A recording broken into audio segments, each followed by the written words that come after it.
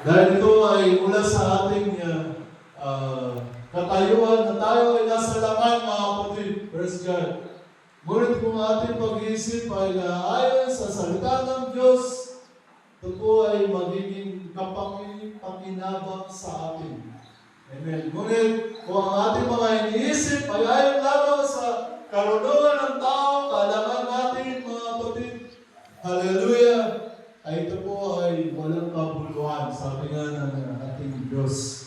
Amen. Hallelujah. Kaya maging maingat tayo lagi sa lahat ng ating mga iniisip. Siguraduhin natin na ito ay naayon sa kalooban ng Diyos. Amen.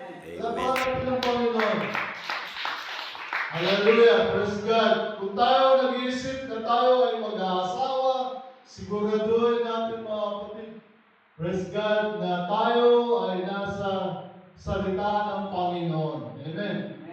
Hallelujah. Siguraduhin natin na mga ginagawa natin ay naayon sa kalooban ng Diyos. Amen. Hallelujah. Dahil